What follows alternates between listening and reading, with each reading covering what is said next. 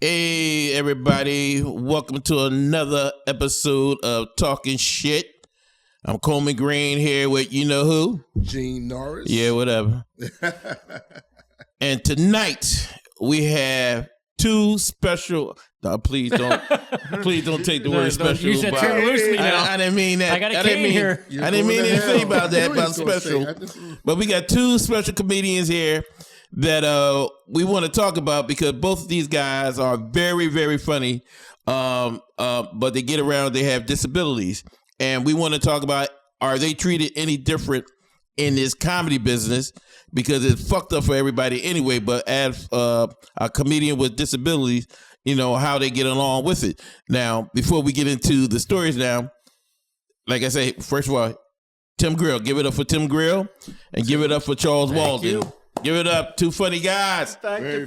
Funny guys. I don't know about Gene. Oh, hush up. But Tim, I've known Tim for a long time. Yeah. I don't know when we met, whether that open mic or the comedy work. Well, I've been doing it since comedy. You said 2000, so it's got to be like 2001, 2000 something when you met at the Northeast. At the Cabaret? Yeah. All right, I met Tim and I worked with Tim a lot. A million times. And, yeah. And then I got Charles here. Now, I haven't worked with Charles, I think maybe once, but I've seen you a few times, and I can tell you, boy, you don't lose. You don't lose. Every time I see you, you killing it. Yeah. Every time. And here's the crazy part. I saw you was in, I think, high school, and you was at the Bank Street comedy. What was it called? Comedy Factory Outlet. You was there, and you was a kid. Yeah, and you were right. You was walking better than we'll say that. He was walking better. Well, cerebral palsy do that to you. Okay. It get worse. But you were a kid, and you did the roach bit, and that shit. And I wasn't even thinking about comedy then. I was just going to Bank Street. I had to go to Bank Street damn near every weekend to see the comedy, and you were there. And you know the crazy thing about the Comedy Factory Outlet, Bank Street, it was down this alleyway that was like narrow and creepy looking. Yes, it was. I remember. I never played there, but I've been there as a fan. No, I was there as a fan. Almost got raped in that alleyway a few times. Yeah, it's like, okay, we're gonna risk our life, but I want to hear these jokes and walk up all these steps. All these steps. That's right, with the long, narrow steps. How you guys make out doing that? No, I'm sorry. We go again. That's why I never played there. I said, long as they got a railing, I'm okay. Yeah, but that's what I saw you got. And not no shaky railing. No, that was a nice club, and I saw you there. And I don't know how old you were. How old were you when you started? 18. 18. He was a kid. So you was 18. So I was maybe like 12. Well, you don't want no hair. So. I'm just saying. I think that was just a legit question. He was 18. I was 12, sneaking into the club. So that's all I'm saying. Well, I'm glad to set you. Well, back then they didn't care how old somebody was. No. You could walk in there at 15 and order a shot or something. They'd be like, okay. And smoke in the club at that time. Yeah, that's right. They did smoke in the club. Yeah. Cause I remember Didn't at the Bob Saget start there real young? Bob Saget. Well, a lot of comedians came through Bank Street. A lot. Either there or the Comedy Works. Or the Comedy Works. Yeah, the Comedy Works too. That was right down the street. And I don't know why, but I always seem to go to Bank Street. I don't know why. But one time I went to Bank Street and they were sold out. So my future wife and I, we had went to the Comedy Works, and that was the first time I was there. That was a bigger club, but they had more, I guess you would say, more up-and-coming comedians, like out of state, playing the Comedy Works, where Bank Street basically had mostly all local guys playing there, like Big Daddy and Grover. Yeah. Keith Robinson and all that. Well, Keith played both. Him and Ralph Harris. Yeah. Well, Keith was like one of the few comics that could do both clubs because all the owners of like Going Bananas Comedy Works and the Comedy Factory Outlet, they were all partners at one time. Then I heard about that. Then like a big feud broke out, right before I started, and like that's when all them separate clubs opened up, and they was telling comics like, well, if you work here, I hate that. I hate that to this day, man.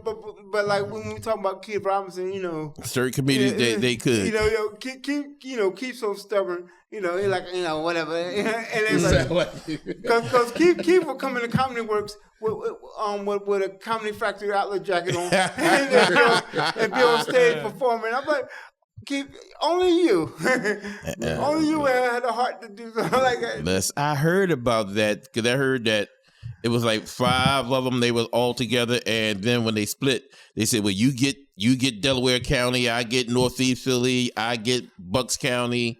And all that, and they, like the 5 families and shit. Yeah, right. And, then, like, well, you can't work for me, or you got to kiss the pinky ring on bullshit. But I heard that story, and they had it falling out. That's crazy. What year was that? 70s, late 70s. No, that was like late, because I started in '89, and so I think it was like maybe a year or two before that. Okay. But like it was like from what I understand, real tense. Yeah. Wow. You said you started in 97? 97, yeah. Wait, did you start at the comedy? I mean, I started with Paul Solari down at his club, and then I started doing open mics at the Northeast Cabaret. And then when Andy started giving me like 5-minute spots, I just didn't look back. Like I worked there probably like years. But what got you in? What actually got you into comedy? What made you say that this is something I want to?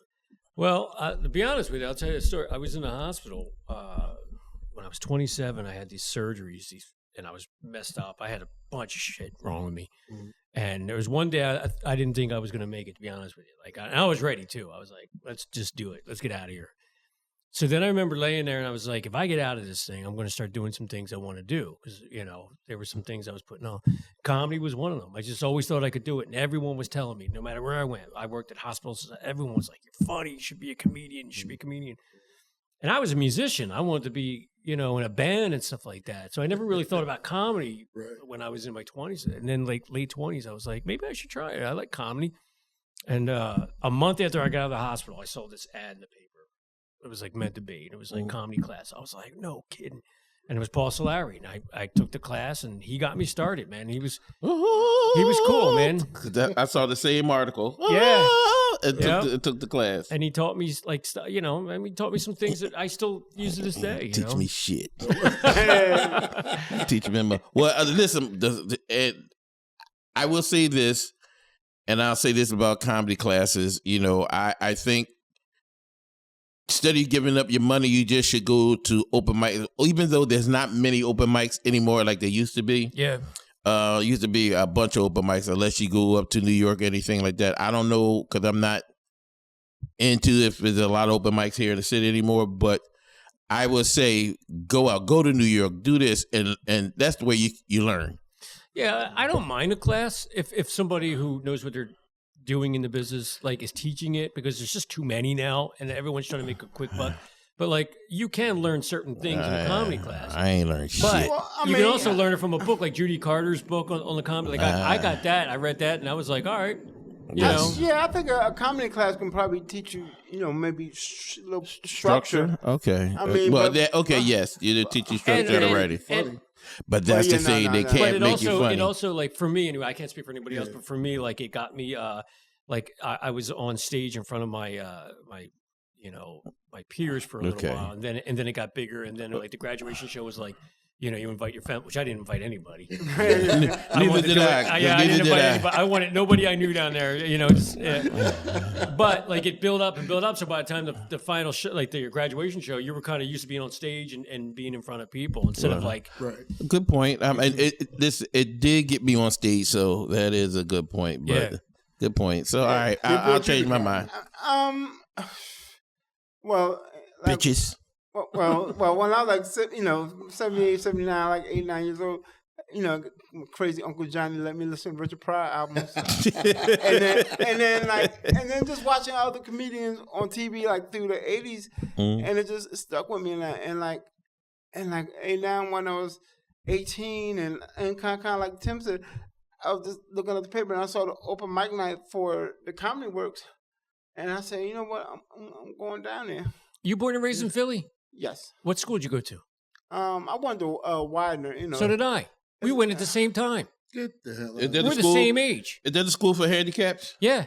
Oh, You damn. talking about right there at Broad now? Yeah. I went there for 4 years. I went there from kindergarten to 4th grade, and then I left and I went to a Catholic school. Time out. You went to school at Broad Downey? Yeah.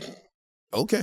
Yeah. Check this out. Your Broad Downey's not the same. Wait a minute. It wasn't much different. It was not much different. Broad Downey is one of them sections in cities that's never going to change. Like, No, you're right. What year were you born? 70. Me too. All right, so we went at the same time. Oh, wow. Okay, cause We were probably in the same grade together, the same classroom together. Because all my white friends were from like Widener, you know. Yeah. Even though I got a white side of my family, but as far as like Yeah, in 4th grade. See, here's the thing. I'm the youngest of 4, so my 2 sisters and brother went to a Catholic school that they walked to, right? Mm-hmm. But I had to go to Broad Knowledge, so I had to take a school bus, and I hated it. So the first day of school, I ripped the mailbox off of our front of the house because I was trying to hold on because the bus driver was trying to pull me into the... And my mom was trying to get me to go on the bus because I was petrified. You was a strong ass handicap. I was, They said man. strength of a... Oh, I better not say that word. Hey, I say that don't word. let the cane fool you. I'll tell you what. See, people don't understand that about like disabled people. Like I tell people like. You don't want to get in a fight with a one-arm dude because, like, in theory, you're supposed to win. But if that one arm is strong as shit. Yeah. Now, if he connect, Yeah, it's going to be a lot of damage. Yeah, it's quicker. Because, they do everything with that one arm.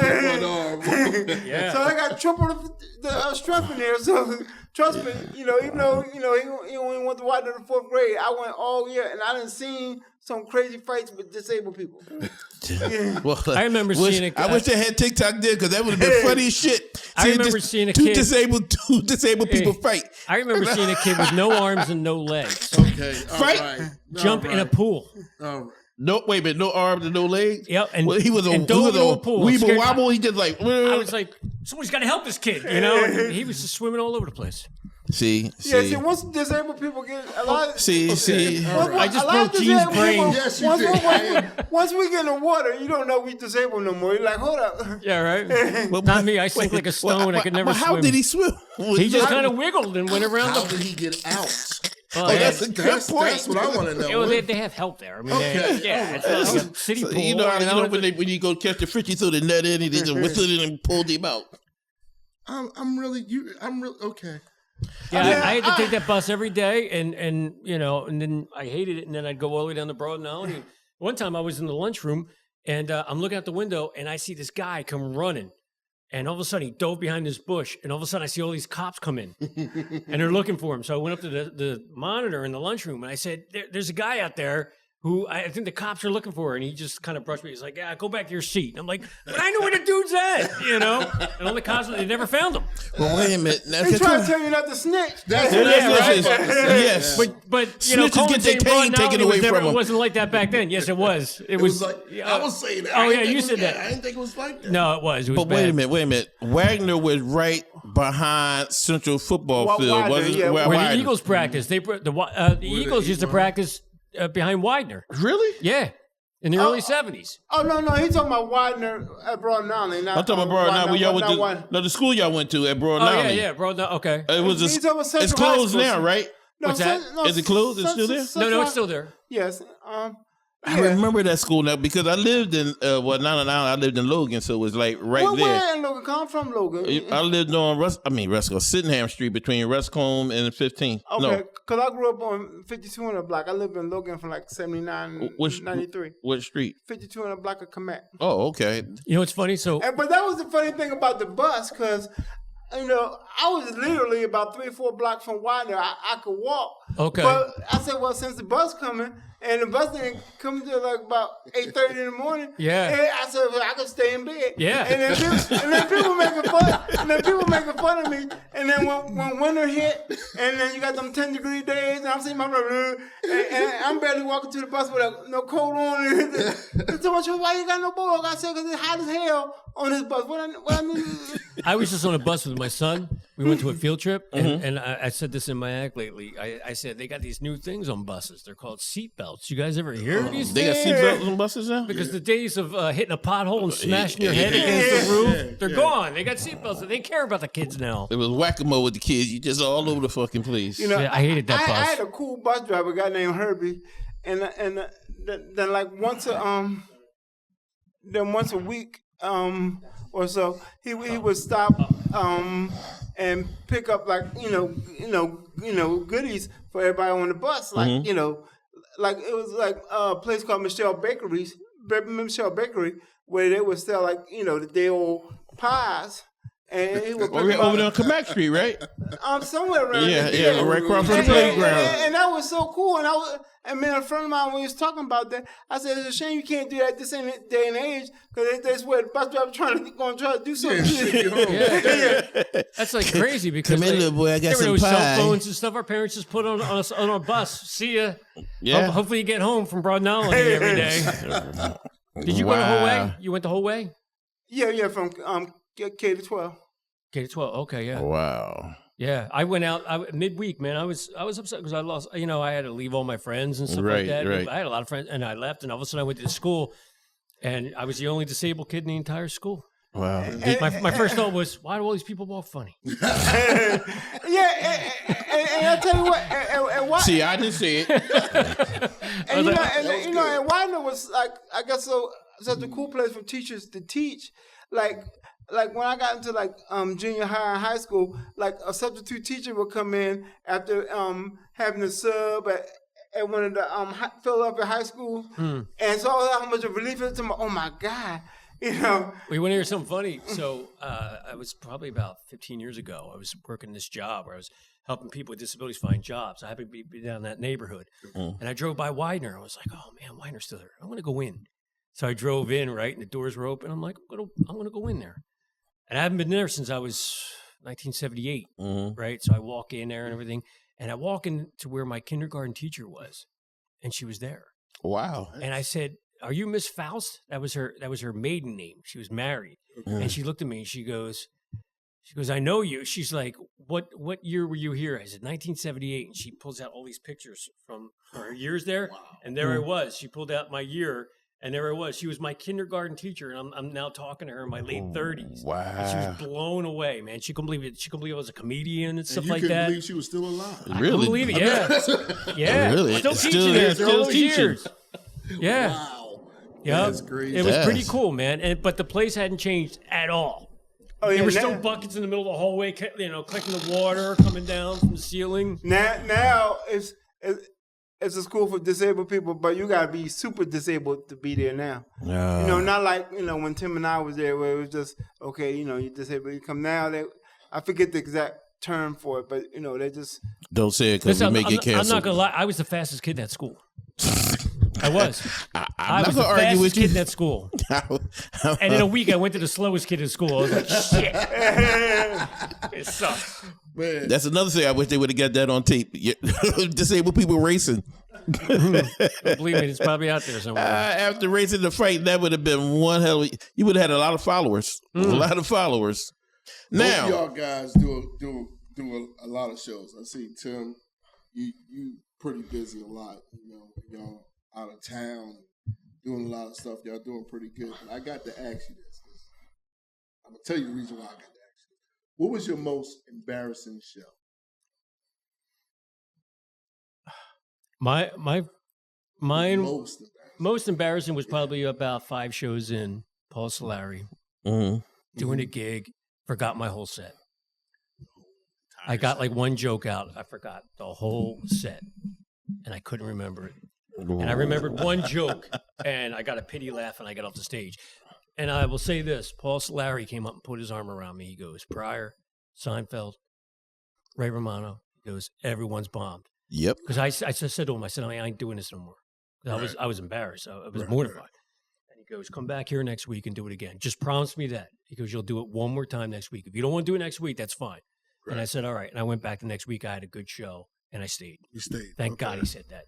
You really would. You think you really would have stopped? I think I was that embarrassed. Yeah, Oh, wow. I was mortified, and for years I was scared that would happen. I had my act on me, like on my body. So you had PTSD. Yeah, I did for years. For years, I thought anything could go wrong right now. I'm not like that now. I could care less. You know what I mean? Like, but for years I thought anything could go south with this. It can. It can go fast. Yeah, as earthquake. Yeah. Anyway.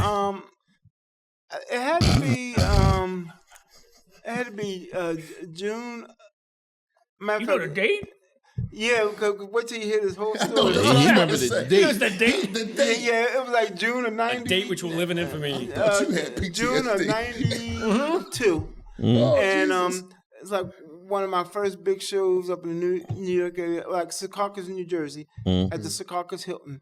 And the guy asked me, have I ever been in front of 500 people before? I said, no. He said, okay, well, this be, a first for you. So, and I'm on the show with Tasha Smith and Tony Woods.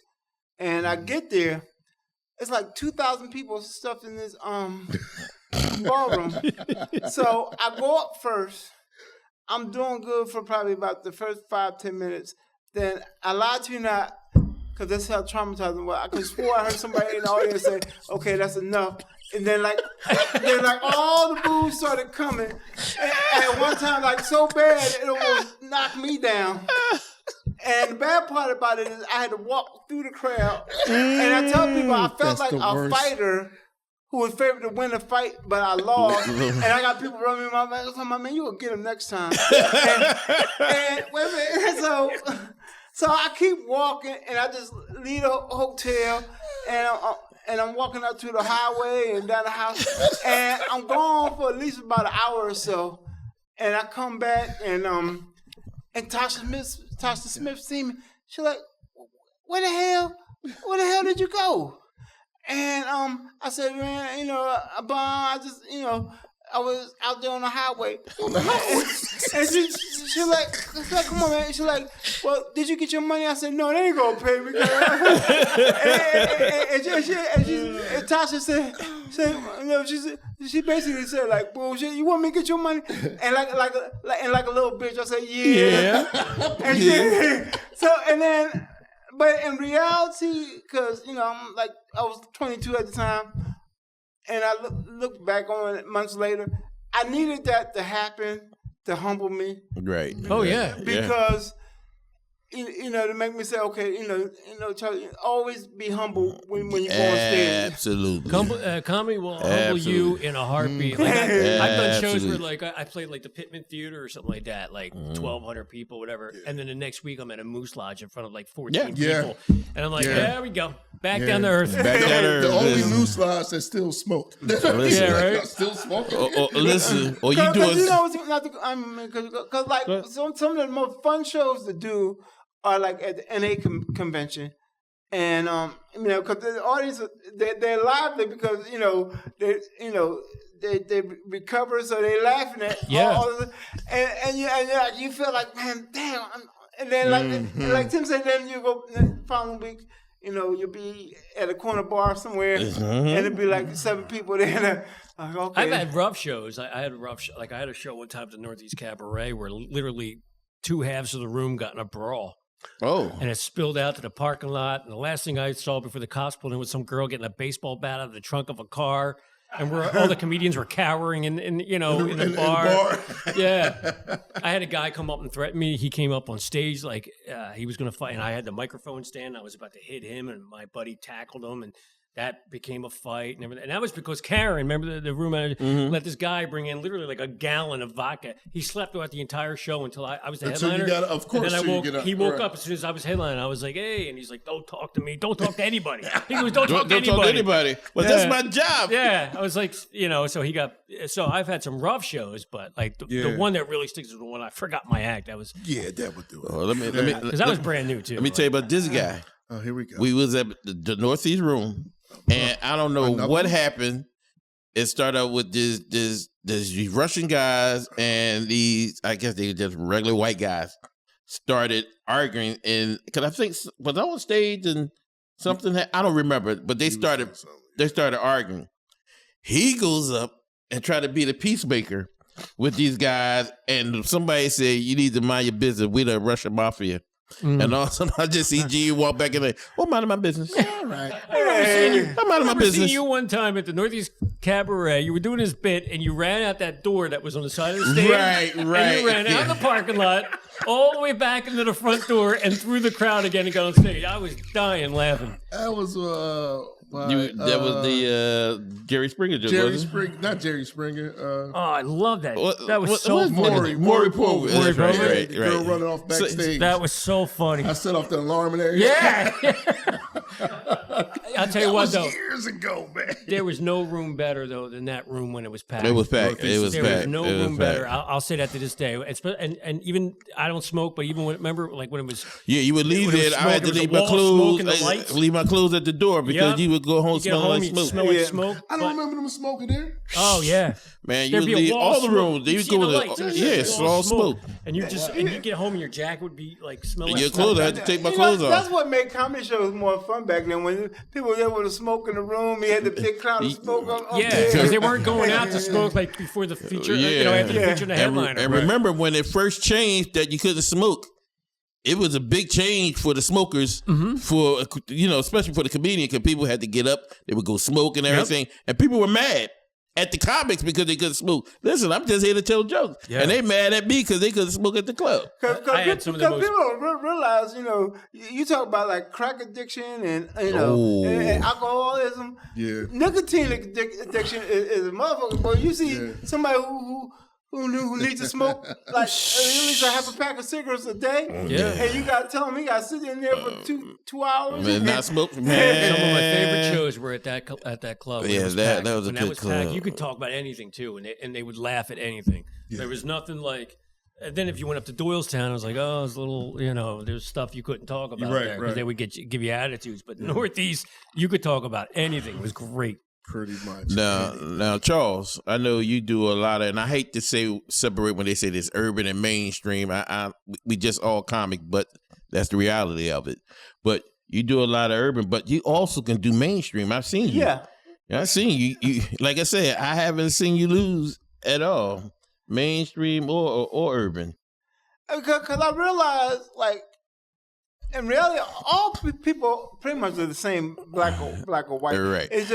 It's just like black people when it comes to like bills and can't afford the cable instead of just foregoing with it. They're like, oh, we got to find somebody, put this, put it in somebody's name. Well, white people are like, look, we're just gonna go out cable and get rid of one of the cars. Black people, we just figure out like, all right, who name we gonna put this in? And that's another thing I would say. Now, also, I seen. You both talk about your disability on stage. Now, I've seen you do it, and people crack the fuck up. I see Tim do it, and people just tighten the fuck up. And when they like, and you like, listen, I'm talking about me. Yeah, I mean, it's happened. I mean, even as far back, Paul Solari one time got a complaint, and the woman said, I don't think he should be talking about his disability. And Paul Solari's like, it's his disability. It's not you. Right. You know what I mean? But I got to a point now where people are comfortable with it. People laugh. You know what I mean? Right. When I started, some people were like, oh, you shouldn't talk about your legs. I was like, I got to. It's my fucking legs. Yeah, nobody will listen to me if I don't. Like I knew that right off the bat. Nobody will listen to me if I don't talk about it. Now here's the crazy thing with me, and like for maybe the first 4 or 5 years, I wouldn't talk about my disability, and I mentioned Keith Robinson, and Keith is like, great guy, but and he saw me one night where, performing somewhere in New York and things were tight. So after the show, he said, God damn it, Charles, you got to fucking talk about your disability because motherfuckers in there wondering if you fucking faking or not. Yeah. Just take a few minutes and say what the fuck is wrong with you and go on with your... That was my next question because I was going to ask both of you guys, what made it that it was easy for you to be able to laugh at yourself? Just being picked on a lot of time. For me, I can't speak for you, but being picked on a lot when I was a kid just gave me a thick skin. Right. You know, being bullied by kids and stuff like that, being made fun of all the time. It just got to the point where you're like, all right, whatever. You know what I mean? Fuck it. Yeah. So I could go on stage. I don't care what anybody says to me. Right. You know what I mean? He ain't going to break me now. You Right. know what I mean? So it's like, that's where it came from. Thick skin. Just from, you know. You do belong at Broad Downey. Yeah, right? So it taught me well. With you? With me, you know, I just realized, hey, if I'm gonna be talking about other people, I say open up and talk about me. Yeah. That's true. Man. I was told by a guy, you know, Eddie Brill? Yeah. Yeah. Eddie told me that I should, and I've learned, and I've listened to him too. That I had more jokes about my disability, and he's like, "Look, man, he's like, you're funny with other stuff. You don't need." You don't have to overkill. Yeah, you don't he's have like, to just keep it down to like 5-10 jokes. That's what I do. I do it up front. I get it out of the way, and then I talk about everything else. Because I talk You about got great writing. Yeah. Tim. You got Oh, great thank writing. you, You know, thank you. like, and I guess it come in handy with us talking about it. So, like, with me, like, 'cause like when I got a bit, you know, when I talk about, you know, gay people, and it's not offensive, man, people. So after, I did it one time after a show, and a guy came over to me talking about, I was gonna get mad because you talking about us gay people, but since you talked about yourself, it's okay. It's okay. That's true. And You know what I get a lot, yeah. which it cracks me up, is people come up like, "Do you really have spina bifida?" I'm like, "Do you really think I create like this act and go up with a cane and be like, and not have it?" You know? Yeah, I'm a very good actor, sir. Yes. But you want to hear something weird for me anyway? Is that people reaction is different now that I use the cane. And I Really? use the cane every day. When I never used the cane, I would see people like looking at me and like, "What's wrong?" But for some reason, the cane almost is like a prop or something like that, and it lends to the disability, and it makes people like, People absolutely more absolutely. comfortable or something. Like, I don't get it, but like when I didn't use it, you could tell people were like, What's wrong with his shoes? "Yeah, why is his legs bent like that?" Yeah, He needs some Dr. Scholl's. What's wrong? yeah, it was really weird. That's weird. I guess it's clear. You know, like, okay, something. It shows that people can see something's wrong. Yeah, they just when you just it's weird how people are. I mean, but like in comedy, like you were saying, you know, I talk about me being heavy, but I don't do a lot of it. Yeah, But it's like other comedians that are like their whole set well, the one trick talk ponies. about them being heavy, and I'm like, dude, you need to talk about more. You know, Yeah, I don't get it. Now, I mean, like I've seen you. I don't see your whole set about disabilities, but damn, some of the shit you said, like the drunk stuff and oh, that shit, and people think you're drunk, and there's another one you did, how people thought you was dancing, and you was walking, they thought you was dancing. That shit is funny. That shit That's is funny. one thing about both of you guys. What I like about both of you guys, y'all don't stick on that subject. yeah. You know, Right. You guys actually have jokes. Yeah, you know, I never material, wanted to be that you know one what I trick mean? pony. Yeah. I never wanted to do it. I wanted to get off. I wanted to talk about everything that everybody else. And you know, like I haven't played guitar in a while, but I used to play guitar a lot in my act and stuff like that. So I want to talk about everything else. I just, you know, because I hate that too. When you see somebody and they get on one subject, you're like, all right, man, move on. You know, Right. So now with your disabilities, do you guys have well, I know you don't because I see you both working, but has it been time where people didn't want to fuck with you because of your disabilities, like bookers or anything like that? You know what's weird on my end? It seems like I'm dealing with kind of like more discrimination, you know, now from like maybe, let's say, 05, 06 to now than I did when I first started, like in 89 and through the 90s, because promoters were like, well, you know, what you say? I was like, well, you know, if you got like a little railing or, you know, somebody just, you know, hold their hand out, I can get up the steps. And they're like, oh, okay, fine. Now I was like, okay, you sure? Because I don't know if it's going to be too much for you. And I'm like, I seen your club. You don't even got fucking steps going into the club. Yeah, right. One step. If I can't get up one step, I should be in this. I'll tell you something for me though, man. So I did a tour with. Well, we were trying to do a tour. We did like 3 shows. It was me, you know, Michael Ronan. Mm-hmm. So Michael Ronan and 2 other people, and we had this funny show, and we had 3 shows, and they went over well. But then we started to try to get in theaters. We were told by 3 different theaters that they didn't want us because we would make the audience feel uncomfortable. Really? Yeah. They didn't want to book an all. And you this know was what? like Tim, 5 years ago. I don't get that because if they people ever think they're gonna Google them and see it, they pay the money to come out. Yeah, they said they didn't want to book an all disabled show because it would make the audience feel uncomfortable. We were told that by 3 different theaters. Wow. And they don't realize they opened themselves up to a potential lawsuit. Absolutely. But absolutely, that's discriminating, right? There's a lot of people just don't want to take risk or chance or something new, different. I should say different. That's why I made my my web series Kane and Abel, because I wanted to create a character that could be on TV that had a disability, like a real disability, because there aren't many. You know, there was only like a little bit, a few.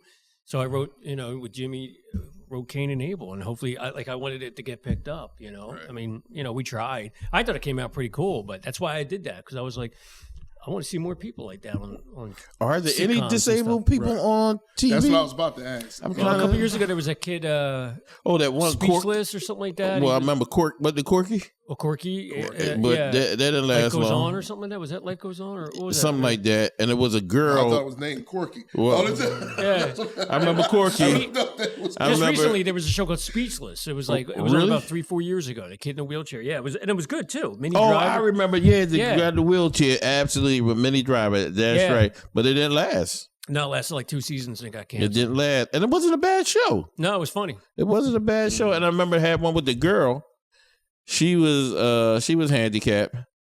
I don't remember the show. I just remember that she was a handicapped girl. She had a thick ass neck. Life was. She had CP. Oh, that's what the show was. Jerry Jewell. That's the show. And like right before I started, I was looking at Jerry Jewell, and I was. Well, wait a minute. How are you looking at Jerry Jewell? Well, not like that, because I never really had sex with a disabled person before. I don't know. It just. That might have been kind of cool. All the shake. Oh, I'm sorry. I'm sorry. But yeah, but then when I saw her act and like Tim was saying, and like how the whole thing was about her disability and not branching off into like other areas of life, right, or whatever. Yeah. And it was like, oh man, if I make it to that point, man, I just want to be different, than that. Because when I watch it, because at some point you start feeling sorry for it, like, okay. Right. All right, now this ain't funny no more. It's like you said, too. It's not like just with people with disabilities. It's like, I remember seeing like Louis Anderson on Carson like all the time. And he just talked about being fat. Just talk about being fat. It's like he never had any other material. Italian, talk about all Italian, all Irish, something like that. Listen, I'm not knocking anybody for their act, but still, when you go up there, you just stay on that one subject. I just feel that, okay, you're Italian, you're Jewish, or you're black, whatever. You can do, you're fat. You don't have to do all fat. Now, back to this Jules girl. Was she hot? I mean, Jerry Jewell, I guess she was all right back in the 80s. Back in the 80s, yeah. Well, she's older now. I'm friends with her on Facebook. She's an older woman. The girl was on Facts of Life you talking about? Yeah, because I think she got married and had kids. Oh, y'all got like a little like a gang? We have a disabled gang. Yeah, like a disabled gang? Yeah, because I think she was on She's watching us now. You're the original Crips, comment. Right? Oh God! We're gonna get our people to protest, but it takes us a long time to get together. Take you a little while to get here, but still, we need a lot of bathroom breaks. But now here's another question: are there any female disabled comics out there? Oh yeah, a friend of mine, Pavar Snipe. She does a lot behind the scenes too. Really? I didn't. Now when we was talking about it, I don't remember seeing any female disabled comic. I mean, I'm sure there is. I just haven't. I know there are a lot of mental disabled comics out here, like most of us. But to be honest, I think all we are mentally disabled. You're absolutely right. There's nothing wrong with me. And you saw how important stand-up was to a lot of these comics during the pandemic when everything was shut down. Yeah. And we didn't have no room. Oh, we was losing our fucking minds. Yep. When you start doing those Zoom shows, you're fucked up doing them. Those Zoom shows were horrible. They were fucking horrible. There's no way I was going to do it. There's no way. They were horrible. You don't hear nothing. You just tell a joke and just silence. And then when they start, I think maybe a few months they started doing it where you're able to hear people listening to you, but then you hear people in the background doing dishes, sneezing, and doing. I never got to that point where I was like, I gotta I got to do this so bad that I want to do a Zoom. Well, I was on like Teresa Crowninger had like a game show. Yeah, I did that a couple. But now that was a game show. That was different. Yeah, that was a game show. I didn't do stand up. But hold up, did y'all do the parking lot shows? No. I mean, it was up in New York. People was doing shows on back of pickup trucks and shit. I did one of them. Now, I did the one downtown. We did one together, didn't we? Did we? Yeah, we did. It wasn't bad. It wasn't bad. They started getting a little bit more elaborate with their setup. I remember the first one I did that you was in the parking lot down at the Navy Yard, and people were in their cars listening to you, and when you say something funny, they would beep their horn or flick their lights. The weirdest. It's weird, and the crazy thing about it was the first time back, huh? It was the first time. Oh, that's her. Okay. Yeah, that's her. Yeah. Yeah, no, that looked like from the 80s. No, Yeah, that was from when she was on the Facts of Life. Yeah. She had a neck like a football player. Or was that wrong? Didn't we talk about this? I'm sorry. Wait, is Jesus behind me? There's going to be a bunch of people in wheelchairs waiting outside for Coleman when he comes out. Torches and I can't run because I got a bad hip now. Right? So they come here, you fat motherfucker. You might get blended in the crowd. He probably got handicapped plates. I do. Fuck y'all. I got to there you go. You're one of us. Listen, I am. Don't think you're not one of us. I am one of you guys. I truly am. I thought I was better after I got the first hip replaced. I'm like, I'm good. And I said the second one said, fuck you. Yeah, I'm back in the handicap crew. I am now the official Crip again. There you go. So you got another picture of her? Wait, but hold on. This is the way she looks now? Oh, she looks better. Yeah. Oh, well, she got the hair hide that thick ass neck though. That's see, that girl you will probably have sex with. You said the other one. Not too much. Yeah, that one there no, but that yeah. Wait a minute, she look like she got like her body got straightened out or something. Wait, look there. Now look, go to the nose. She looks like. She's sitting. She's posed. Right. She has some kind of shirt. She's sitting. Leave it alone. No, that's different. Oh my God! Somebody fixed her neck. She was like the black girl having attitude. The one thing I would say that because Cole, you talked about us bombing on the set, and you guys went through the same thing for both of y'all. I thought I had something, but when you said you put your notes, you kept your notes. So every time I read a newspaper, I get. Oh, he gonna tell the story? Jimmy, he gonna tell the story? I'm not gonna tell the story. Well, fuck it, I'm gonna tell it then. Y'all never heard it. Gene used to live in Atlanta. Mm-hmm. And Earthquake, I know you know Earthquake, the comedian. The comedian. Earthquake. Him, yeah. He used to own a club in Atlanta, and they had open mic night. Mr. Norris, Mr. Funny Man, Jokey, he goes up there. Every episode. Does a set, and you heard literally crickets just stopped. They just said, fuck it. You were not there. He came in. Well, I heard the story many times. After he got off stage, why he finished, Earthquake came back on stage. He was the host. Mm-hmm. He came back with one ads for Gene and had a job circle for him and said, "Don't ever come back on my stage again." Man. This is where we go to commercial break. And gave him a newspaper that said, "Dude, Jimmy, can we go to commercial break?" That's not cool. Listen, it wasn't cool, but he told, "Don't ever do this shit ever again." But years later, he did a show with Earthquake, and then he reminded Earthquake of what he did. And Earthquake was like, "Well, did you see like you know it worked because you kept doing it?" He's like, "Yeah," and it did. It motivated you. It's like that story with Eddie Murphy with when he played in front of Rodney Dangerfield. I love that story. I told that. I love that story. Yeah, Rodney's at the urinal. He's like, "Who knew?" That's crazy. I love that story. Yeah, so you listen, and that's why I always say, don't listen to anybody. That's why people tell me, and Gene tell me too, man. You shouldn't say this. You shouldn't say that. Listen, I know sometimes I cross the line. I know it. But as a comic, you got to be you. Yep. You gotta have faith in yourself, though. You gotta have faith in you because there's nobody else up there. You gotta have faith in yourself. Don't listen to anybody's advice and you should be doing this or whatever. Don't listen. You shouldn't say this. How many times both of y'all got off stage and go, why the hell do I do this? Oh, Why?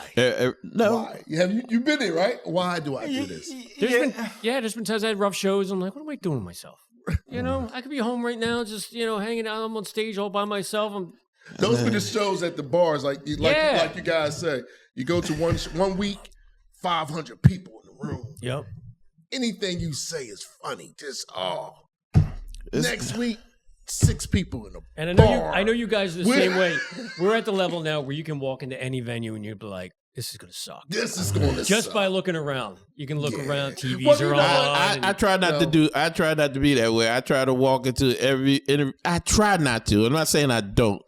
But there's been times I walk in and I'm like, oh shit. Yeah, but I get in my mindset, regardless of what's going on there, I still have to go up and do what I do. That's what I do. But and I look around like, oh man, so it's gonna be brutal. I don't want to say that because I don't want. I just go up there and just try to do my shit. Yeah. Sometimes I'll be like, so me and Cole be on the road a lot. Yeah. Right? So I'm opening up from Cole. He didn't know it. If it's going bad, he might as well get ready to get up on stage in 5 minutes. Motherfucker he bells all the time. But when it's going good, the motherfucker does an HBO special. Yeah, right. Yeah, you know how it goes. When he's doing good, I'm like, this motherfucker won't get off stage. But if the shit is going bad, 10 minutes. One time, I'm going to tell you the reason why. Because one time, I said, I'm not going to leave Cole hanging. I'm going to do what I'm supposed to do. No matter how bad it's going. It was 500 people at this place.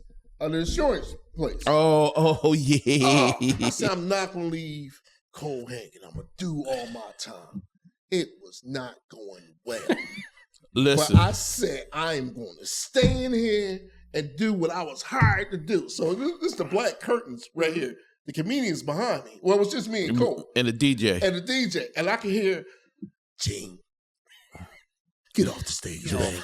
I was like, nope. And so he's reaching from me through the black curtains. You can see the curtains. I was like, get off me. I'm going to do all my time. The dude said, get him off. All you hear was get him off the stage. I was like, no, I'm going to. And then, so I thought I had a joke that I was creating in my mind because it's insurance. I got to find something to reach these people. So I don't remember the joke, but it was about me not having car insurance or something like that. This one table laughed. No, you were saying Aflac. Right. That's what I was saying. It was Aflac. No, it wasn't Aflac. Cole, let me tell the story. Oh, I'm sorry. He said it wasn't Aflac because I was talking about car insurance, and the lady said, that was cute, but we don't do car insurance. It's a little technical. At this point, I said, man, that's my time. Yeah. So everybody started buying me drinks. I felt like you when you was walking through like a heavyweight fighter that lost the fight. I had to walk through all these people. Yep. And it was just like, oh, that was cute. I used to be that guy that old joke, right? I used to play Rascals and I'd be the MC. And like Saturday shows were rough, the second show, whatever. And I was always that guy where people said like, they'd come up to like Jay Black or something, like, you were great. And they'd go up to the feature and they'd be like, you were good. And then they'd come up to me and they go, nice shirt. Nice shirt. And I've had that before, like literally, like people are like, oh, nice jacket. I'm like, that's great. Yeah. And it's uncomfortable for a Jay Black and everybody if they do that because it's happened before. Mm-hmm. Now, you know what's funny, like when promoters put like the wrong combination of comedians together. Oh, right. That's it. Like I remember I saw a flyer for a show at Temple with Bill Bellamy and Judy too. I was there. And I was there. And who was on the show again? Bill Bellamy and Judy Tenuta. Judy Tenuta. And I saw a flyer, and I already knew. I said, who the hell did this? So, of course, Judy went. I think she went out there first. She went out there first. Yes, she did. And from what I heard, they booed her. Booed her off the stage. And I heard she was like really devastated backstage. And of course, Bill went out there because this was right around when Bill was still doing MTV. Yeah, he was hot. Yeah, he was hot. And tore it up. Were you on the show? No, I just saw the flyer. And I was at the show, and she went out there with her accordion and whatever, and came, come on, you pigs! Those black folks was not feeling it. Wow. I don't know who booked her with Bill Bellamy because that was a all urban audience, and she went out there with that pig, and I don't think she did 10 minutes. Wow. And you know she used to chew gum when she spit her gum out and said "fuck y'all" and walked off the stage. I did a show at the Northeast Cabaret one time. I was the only guy on an all-woman show. I was the headliner, and every woman comedian and the audience was women. Yeah. And all the women just bashed men. So by the time I got up, they were like lighting torches and shit. Like they went. I bombed so bad. Man. Kill him! He's the guy that everyone was talking about. You know, I bombed. a good friend of mine, Dante Carter, wow. he told me he was hosting a comedy festival in Detroit, and they had Larry Miller on the show. And you know, this was right before Larry Miller started getting his deals and stuff, and the audience gave him a hard time. And my buddy Dante went up there and said, "Man, y'all seen it? Y'all don't realize who y'all just booed." I said, "In a year or two, y'all gonna watch this guy on TV and be like, whoa, he was at." Yep. And literally, like, a couple years later, you seen Larry Miller on Law and Order. Everything. Wow. Larry Miller was Larry Miller's a funny guy. Well, so many people were like that when they started out. A lot of people got booed and stuff like that. And they, maybe they didn't find their own voice yet or whatever. Exactly. But they turned it around. And, when you put somebody white that's really, white toast in front of a black crowd like they did with Bill Bellamy, that shit didn't work. It didn't work. It didn't work. I mean, and if it would have been a mixed audience, maybe, but this was this MTV crowd and young, they rap. They would have heard that. She come out with an accordion. Most of the motherfuckers probably didn't know what an accordion was. You know what I'm saying? She was really big back then because she used to host like Friday night videos. Yeah, she was on. But she wasn't.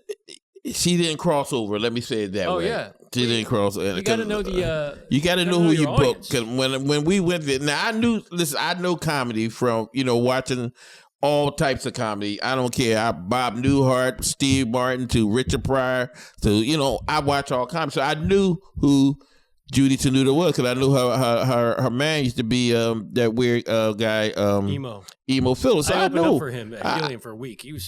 He's weird, I know. Yeah. But I know all kinds. But when we went there, when she came out, I was like, oh, this ain't going to work. This ain't going to work. And I'm telling you, she was supposed to do 30. And she did 10. They booed her off the stage, just like, get out of here, yelling at her.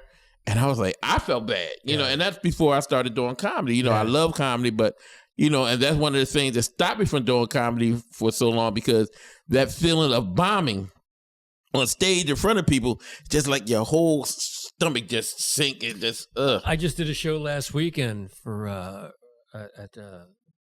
in Hamilton, and there was a guy in the audience, and he comes back in after everybody left. He wants to pick our ears. He's like, I've always wanted to be a comedian. He's like, I got like an hour worth of material, which is like 5 minutes. Here we go. So he goes, how do you not bomb? I said, you don't. I said, everybody bombs. Like everybody bombs. I said, you can't get around it, man. He's like, really? He's like, I said, you got to just push through it. I said, everybody will bomb. Or cut your set short like I do Cole. Yeah, or just bail before you can have the chance to bomb. Listen, everybody. I thought I saw the light. Listen, and the crazy thing, I don't remember the good shoes, but I do remember the bad ones. Every comedian does. I remember, and I remember that time. I know I told you on the show before. I think when that time I had to follow Bill Burr, and it was a room where after I bombed, so I was supposed to do 15. I think I did 3. It was up in New York. It was like an all urban audience, and I went up there with this corny O.J. Simpson shit. They weren't feeling me at all, and like I had to walk through the audience to leave.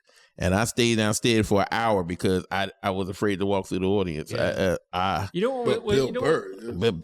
got a standing ovation. You know what was my favorite thing in the world, though? One of my favorite things in the world was when we would all meet back at the Northeast Cabaret in the mid-2000s and stuff. Yeah. We'd all talk about our show. And maybe some of us didn't have a good show. Maybe some of us did and everything. And we would talk about it. And like everybody would come in from everywhere. That was like our hub. It was awesome. I used to love that, man. And you can always tell the ones that didn't do good, they was the ones that was drunk that night. Everybody was drunk. That's the ones that didn't do well, That used to be the main thing. Just meet back I used at to the love Northeast and whatnot. So now, Charles, your journey in this comedy thing, I know you work with a lot of well-known comedians out here. Mm-hmm. And none of them wanted to take, maybe because they're afraid you're funny, that none of them wanted to take you out on tour with them and do, because I know you work with a lot of people. I know. I mean, I don't know what it is. I would, love to go out, but maybe I'm just too strong to open up, and like I said, it just feel like from like 2005 to now is a little bit more discrimination. I don't know how the world got so sensitive. Yeah. That's crazy. I know right after the pandemic, it was a little bit crazy. People, because I was like, oh shit, I don't have an act no more because I talk about every fucking body. But after a while, I got to the point where fuck it, I got to be me. But I'm for the first day, I was like hesitant, going, But after a while, you just go back to who you are. Like what was the comedian with the red hair? Because she made a joke about Donald Trump, and of all people, Kathy Griffin. Kathy Griffin, they're gonna make her apologize and take her dates away from whatever casino. Oh, they did. They dropped it. She had some shit dropped. She ruined her career for like 2 years. Yeah. Or something like that. And she was canceled. And I'm like, I was like, are you fucking serious? You're making her apologize to a motherfucker who ain't never apologized. How about that? To nothing for whatever he did. Yeah. And it's comedy. I know sometimes we cross the line, and she did. She was. I think it was more personal with her, but still, she's a comedian. I mean, like who said more shit about people than Joan Rivers? Yeah. And I that think was back. Yeah, but I think after the pandemic, that was my point. How would her act work now, or Don Rickles? The Rickles couldn't work today. Rickles, Rickles would be canceled. After one show. He be calling the gay guys the F word and the R word, and a lot of the sitcoms. And George Carlin, boy, they'd be like, exactly. Yeah. Oh, sitcoms. The sitcom. What's the one? All in the Family. All in the Family. Yeah. Sure. That one. Sanford and Son. Yeah, a lot of them wouldn't work. Yeah, a lot of them wouldn't work. The Jeffersons. You're right. Groundbreaking stuff back then, man. Right. And I don't know. And I mean, like with All in the Family, like everybody didn't realize, like this is how confused people on TV behind the scenes is. Don't realize what the Archie Bunker character. Everybody got somebody like that in their family. I don't care what race you are, or whatever. Absolutely. You either got an uncle, aunt, or somebody like that, male or female, somebody like that in your family who talks just like that. Yeah. And then when you got to take them in public to get something done because they don't know how to be like, okay, just. Don't say nothing to embarrass me. Let me do all the talking. Yeah, right. Keep your mouth shut. Don't give him booze. Because if you have to step away and then somebody then waited on them and gave them the wrong thing, and be like, okay, who gave you that? Like, that black ass. Don't say that so loud. Well, that's my mother. Old school. She'll say whatever she wants. And I'm not gonna say my mother's not racist, but they just say whatever the fuck they want to say. Like she's like, can you go around to the Ching Chong store and get me some? I'm like, what? Yeah. Mom, that's not right to say. And she means no harm, but that's just old school. I love when people get older and they lose that filter. They have don't no care. filter. I love it. Filter. Like my grandmother, like I said, I'm biracial, like in the white side of my family. So one day I'm over my grandmother's house and she going through some pictures and saw some pictures of my mom. She passed away in '93. But she and then she was like, Charles, I think your mother took these pictures at the church down in the city because you see all these colored folks. And so I'm cringing, I'm like, Grandma, you can't say it like that. But I'm cringing, but I'm laughing my ass off. Right. I got a story, but I don't know if I should say it. Man, you can say, talk shit. You can say whatever the fuck you want to say. You gotta say it. I was down the shore. And I was sitting with my grandpa and my grandpa didn't consider himself racist, but he was an older guy right. who went through the 30s and 40s. And this black guy comes along and he starts talking to him. And my grandpa's talking to him. He's asking him about, the tides and, what's the fishing like down there? Guy's like, all right, Ray, I'll talk to you later. He's like, all right. And he walks away. He's not 5 feet away. And my grandpa goes, that's one of the nicest coons you'll ever meet. And he's also 5 feet away. Shut up. One of those cringe moments. I was like just praying the guy didn't hear him, man. Come back up. That's what they listen. And he thought he was giving him a compliment. Yes. That was his compliment. That's what my mom would. She like the Ching Chong. She said that's what they go by. Hi, my name is Joe Ching Chong. Said, no, Mom. And when you said something about him, he was like, "What? What'd I say?" Yeah, he was like, "What? What'd I say?" Oh Lord, this is. And when did this cancel? Was it after the pandemic? No, it started. I think it started like there were remnants. Like it started before that, but like after the pandemic, it started to get really bad. But it's you know why? It's because everybody's got a voice now. Everybody's got social media. On TikTok, Everybody's got a voice. that shit, You're going to offend somebody, and then somebody's going to, write something and try to get people canceled. Yeah, fuck it. I just saw an interview with Bill Burr, though. He said he thinks that's over with. He thinks people aren't getting canceled. Well, comedians. Well, if you saw the Tom Brady roast, I think it's over. That's what he said. Because after that roast, they just went. And listen. I don't give a fuck what you say. I'm sorry. Go ahead. No, you go back. If you saw a Coleman and Gene show lately, it's over. That's all I'm saying. As you were, Cole. Go ahead. Still working. I say what I say. What Papa say what I say. I am what I am. But that has got me in trouble. And saying what I say. But guess what? If I'm going to go down with the ship, I'm going to go down your way, my way. Yeah. I'm going to go down my way. So if you don't like it, fuck it. It is what it is. You said that you was at a show and someone felt as though that you said something inappropriate. Besides your disability, did you, anything that like in your jokes, someone said that, I've walked people. Yeah, I've definitely walked people with different things I've said or whatever and comebacks. Well, I didn't want to I think we all have walked people. Look. Except Charles. Charles don't walk no fucking body. I work didn't clean. want you to say that part. I'm considered a clean comedian. Like I don't really curse a lot. Right. And that's my choice. No, you know what? I don't think you don't. No, that's my choice. I'm. Me too, Tim. By choice, I curse. I worked with Jimmy one time. Jimmy is unable to do a show without cursing. We did the show one time at this church, and Jimmy's he's sweating to death. He's straight. He's like, I can't do it, Tim. I can't do it. He's like, you can work clean. You'll kill. He's like, I can't do it. And he couldn't. The guy begged him, don't curse. He could. He got like 3 jokes in. He just became Jimmy. And I saw the guy. I looked at the. That was the funniest part of the show, though. I look back at the guy. The guy's just like this, shaking his head. I'm like, all right. But as comedians, that's the stuff we love with each other. Because when Cole go up there, he was like, they told me to work clean. I'm thinking the same thing. How long this is going to last? Yep. As soon as he started, Get the stopwatch. Get the stopwatch out. Oh, that's $1. I have done church shows before, so kiss my black ass. I tell you, it's funny because about a year or two ago, I did something with Dick Tracy, comedian, Chucky's brother. But I've known Dick for years, and he called me one day. He said, "Listen, Charles, it was on a Thursday." He's like, "Charles, you doing anything on Thursday or on 12? Because this church, they want me." To do like an hour performance for like a luncheon they having. And he's like, I'll do 30 and you do 30.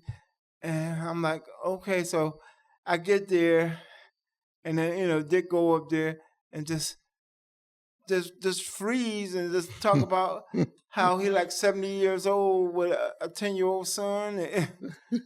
And after that, he said, I do push-ups every morning. He said, I can do 20 push-ups right now. And got down and started doing push-ups. And then, on the stage? Yeah. And then he said, you know what? He like, Charlie, you ready? So I basically had to do the rest of the time. Because, he did like, maybe 7-8 minutes. 7-8 minutes. Push-ups and talk about his kid. So I had the feeling that, and in the back of my mind, I knew this was going to happen because Yeah, I seen Dick. That's why he put you on the show, because Dick Tracy. Because Dick a dirty old man. Yes, he is. I hate when I walk into a venue and they're like, because this just happened to me. I just did a golf clubhouse, and I walked in there and they're like, "Don't talk about this. Don't talk about that." Yeah, I don't like that. It wasn't even about cursing. It was like, "Don't talk about Jewish people," because this crowd's all Jewish. They're like, "Don't talk about all kinds of stuff." And I was like, so all of me and Buddy Fitzpatrick was on it, and we're all like going through our act, trying to edit. Like, and we want you to do an hour. You were like, what? Yeah, you we were all did cleaned good, up. but it was like, because I know you do churches and stuff like that. Now, somebody told me that they do the same act, but they just don't curse. And every once in a while, they say, "Praise God." At a church? At a church. Oh, wow. They do the same act, they just don't curse, but every once in a while, so, "Isn't he good? Praise God."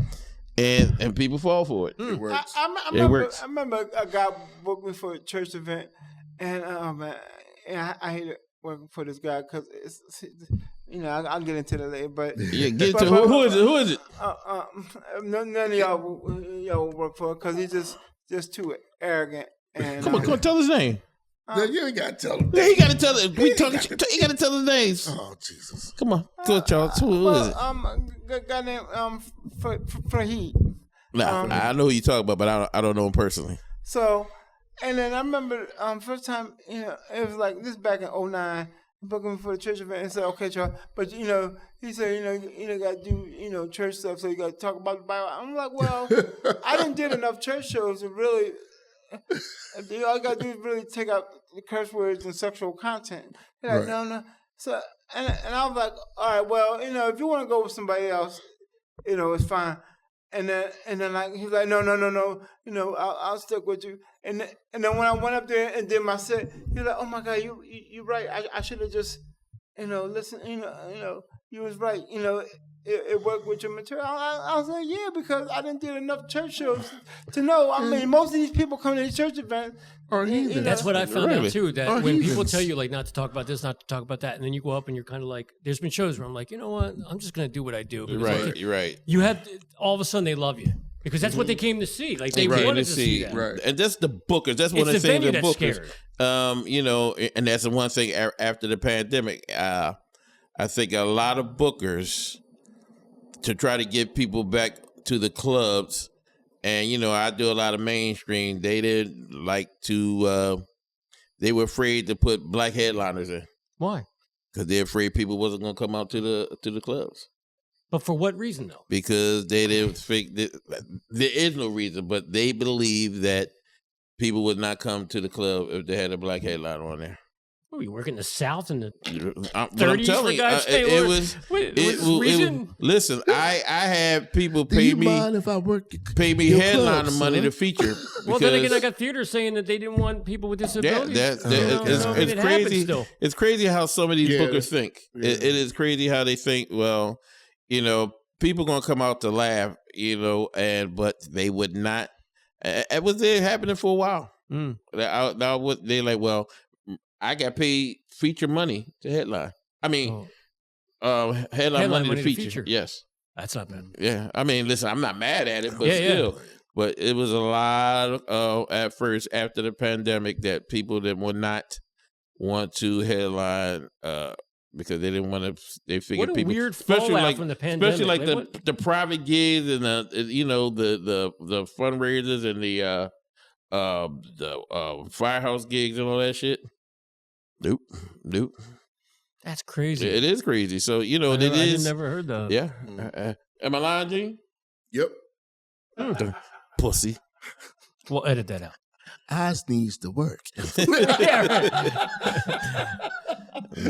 it has happened. It has happened. I mean, it's not so much now, but I guess, bookers were worried. And it wasn't the crowd. The crowd didn't give a shit. Yeah, they don't. It was the bookers that figured, and that showed you how racist the fuck they are. Yeah. Worried about that. But people going to come out to laugh. They're going to come out and laugh. And you may lose one or two, but I don't even think you're going to lose that but that's the way it was after the pandemic. It started doing that shit. That is crazy, man. I didn't know that. Yeah. Oh, man. comedy is a blessing, and it's a bitch. It's crazy. Like every time you do something, you think you ever write that joke that you think is great, and it works the first time. Never again. You like, what the hell is this? What a weird phenomenon. Right, Everybody does that, you know. And then did you ever do the old rookie trick too? If you're so excited about it, you put it up front because you're so excited about this joke, let's go again. Yeah, and it bombs or whatever. Like, but then you put it later on, and it does better. You're like, oh, why did I do that? What joke was your one joke? My one joke that worked. Well, I got a couple of them since he laughed. I just start remembering. But I think I was talking about the Catholic boy.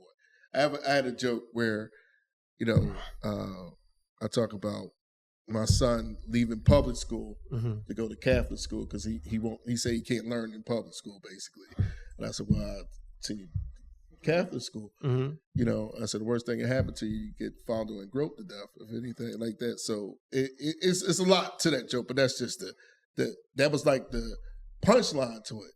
But I think it started turning around about. No, the punchline is when you said when he come home. I was trying to ease it. He come home. His ass might be tender. He be somebody. He be alive, but his ass may be tender or some shit like that. So that was during like the school shootings, right? So when it was before that.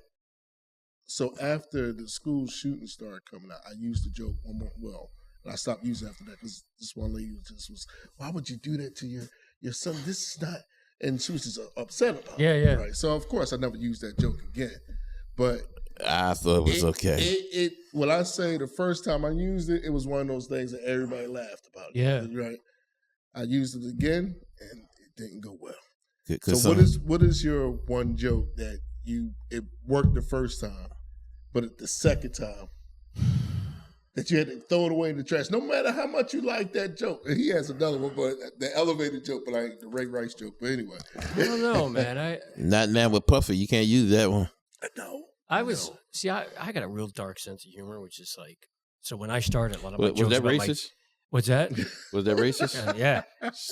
When I started, a lot of my jokes, especially about my disability, were like a lot darker than, Yeah. And I think maybe that's why people complain, but I thought they were funny. But they ass would go. I had this one joke where like this girl said to me in a hospital one time, which was a true story. She goes, "You look like Frankenstein." Because I had braces on and stuff. And I said, that was not, I said, just because I had, scars and braces and, 2 bolts in my neck. How dare she? And that like worked for a while. And then it just never worked again. That's funny. Yeah, never worked again. Oh, God. You got one? That's funny. So that was funny. You had a joke that worked one time and you had to get rid of it because it never worked again, or I'm not sure. I got to think about that. Yeah. All his jokes work. Charles never loses. All his jokes work. Wait, don't lose. What are you talking about? A joke that doesn't work? It doesn't work. No. What is this phenomenon I'm hearing about? Cut this show down. I've never heard of that before. Listen, Wait, you guys got jokes that don't work? Listen, at one time, Parks used to be a tough room. I mean, it's better now. I did that once. But it used to be tough. And at the time Charles did it, it was tough.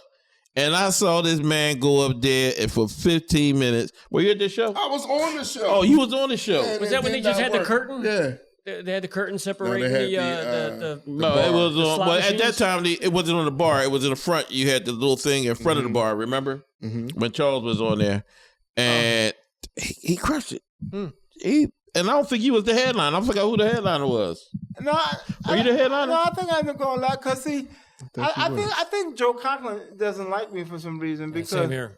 Huh? Really? Same here. Really? Yeah, because when they did the put the order together, because Malcolm Hill was there, right? And Malcolm saw that they was putting me up first, and he said no. He said you got to push Charles to the back because Let's start a rumor that Joe hates people with disabilities. No. But you might be right because then after the show, most comments say, good job. He's like, man, he's like, Charles, you was funny tonight. And I'm like, okay, well, where's this coming from? Like I'm picking up on the tonight part. Like you know, he paused literally for like 2-3 seconds and then said tonight. I did a show, and I mean, I like Joe, and I've talked to him every year, like at the Thanksgiving thing and stuff like that. I mean, we never had a really big falling out or anything. I just don't think the guy really cares for me. But it's the Kane. Probably, yeah. He's jealous of it. But no, I opened for him one time though at St. Hubert's High School, and it had to be 400 people there. Whatever, it was a massive show. It was great, and I did great.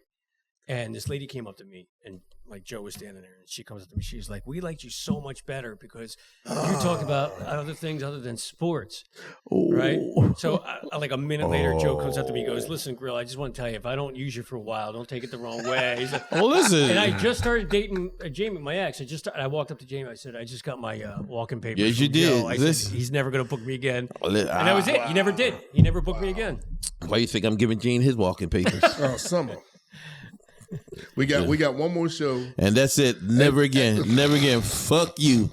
Remember, I drive. Oh, never mind. You on the show. He only hired me because I. You on the show. Never mind. You on the show. This man cannot drive at night. You're like Kenzel with Wig. Right? Yeah. That's the only reason why I'm working. I don't like driving at night. I can't see. Any bookers that's out there that's looking for a lone comic that drive, please. Gene's not afraid. Gene's gonna drive. I'm not afraid to drive. Gene's gonna drive. He's gonna drive. But that night at Parks, I listen. Like I've seen a lot of comics up there, and I have never seen anyone crush that shit like you did. I was like, we're sitting there going, "This motherfucker here." That's a tough room too. It could be a tough room. Lately it's been pretty cool, but every time that was a tough room. First time up there. Because I was on the show. Oh, okay. Joe's never hired me for and really? Yeah. Well, I did it one time when they had the curtain and you could still hear all the slot machines and stuff. Oh, right. Nobody Well, that's still there. You still hear it. But that was it. I only did one show. No. We worked with Walden quite a few times, but I just know that. Well, I think it was Patty Jackson night night. And did you close it? Mm-hmm. Man, I sat there and I was like, damn. I mean, like I say, Parks could be a tough room, and you went up there and you motherfucker don't lose. He don't lose. He's still over there thinking about that one joke that never worked. I don't think so. I had some, but he don't lose. Now he's trying to backtrack. He's trying to make us feel better. Right, I got some. He gonna come up with some bullshit. Oh yeah, that one about yeah. I don't do them on stage though. Tell these motherfuckers you don't lose. I know this is gonna sound weird, but one thing I realized, like when I first started doing stand up, stuff that I think is funny, and I try to do on stage, I can't, it doesn't work. So I have to figure out what's going to work on stage. That it's funny, but not as hilarious as some stuff. To you, okay. Well, that was my story. Like because it took me a long time to kind of find my voice with the disability material because I wanted to. It took a long time to do stuff that the crowd thinks is funny, but it's also not like super dark and stuff like that. Like so, there's jokes where I think are funny, but the audience does too. But that took a while. Now, I could. I tell you this. So like, well, when I first started, like 18 years old, I had no idea what stand up was about, and I was just super dirty. Like, oh my god, like, and I know I've been bringing up Keith Robinson's name a lot.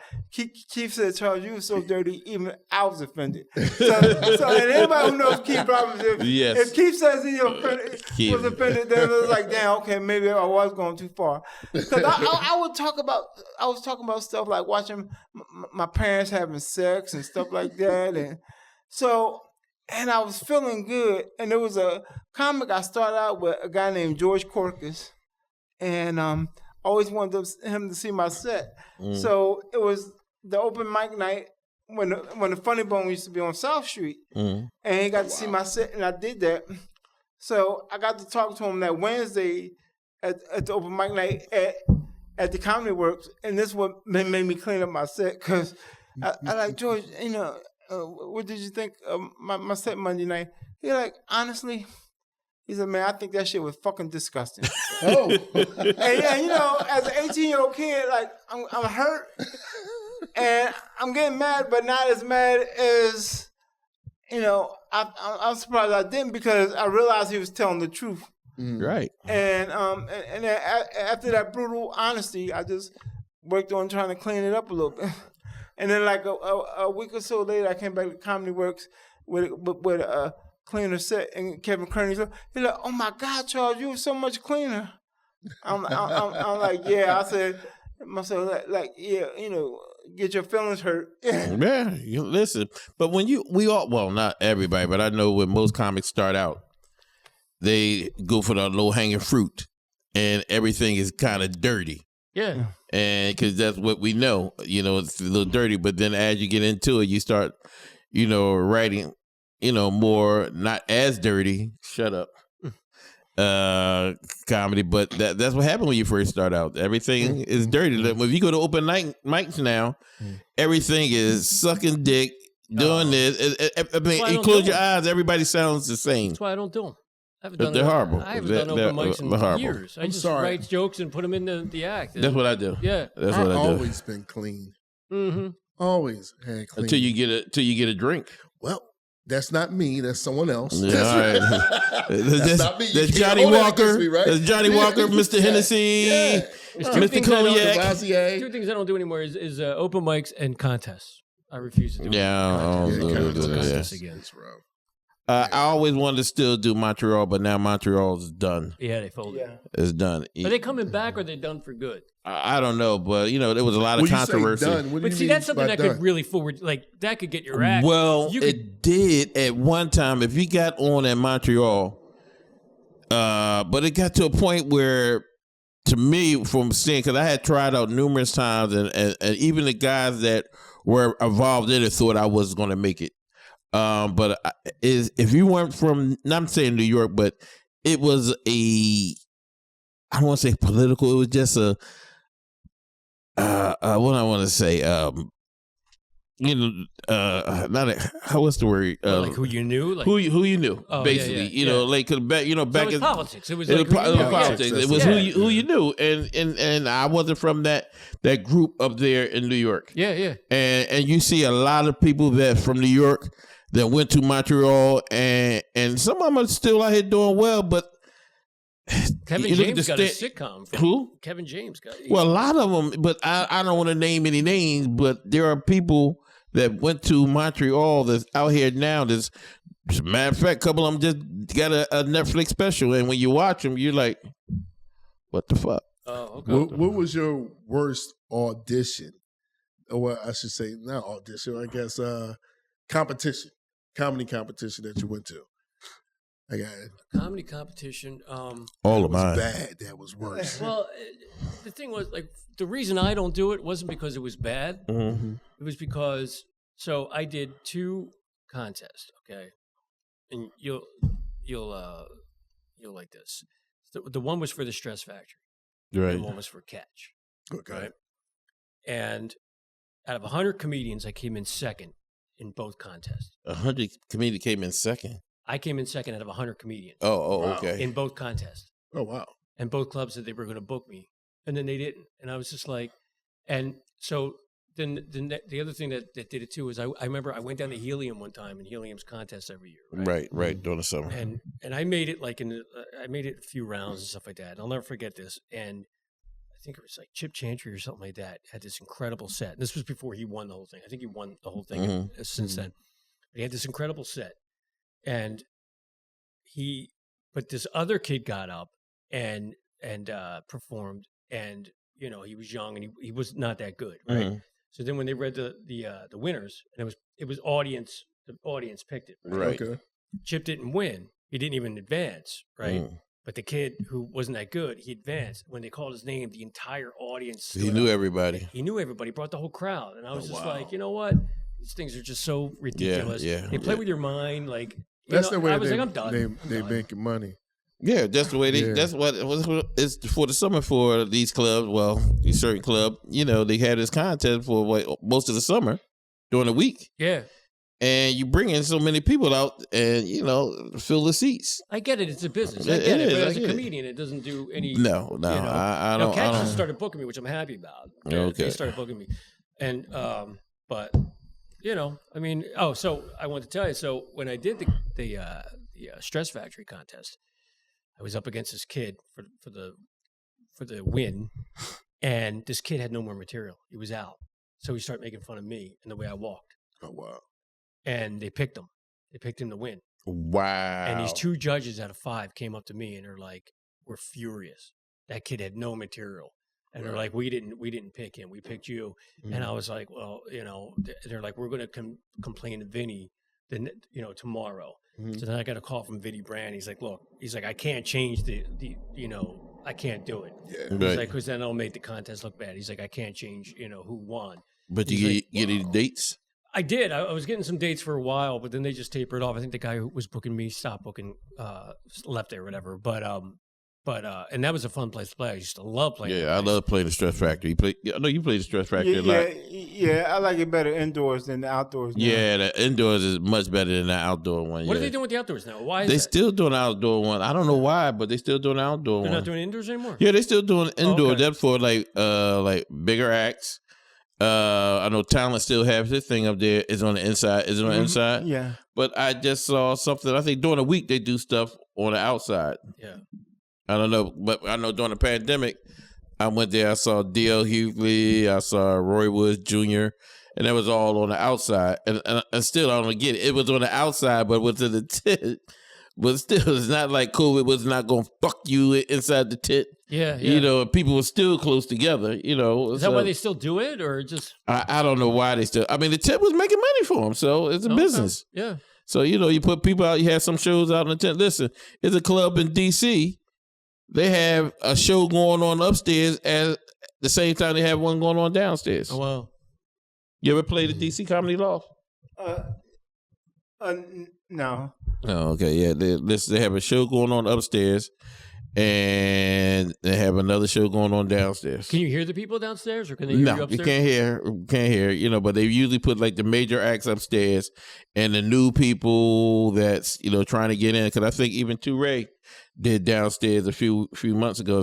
Touré should be upstairs, but I guess that was his audition for them. And then once you do well downstairs, you go upstairs. But downstairs is people just filter in for downstairs if they know you, whatever. So I did it one weekend with someone, and the whole weekend, and it's very small.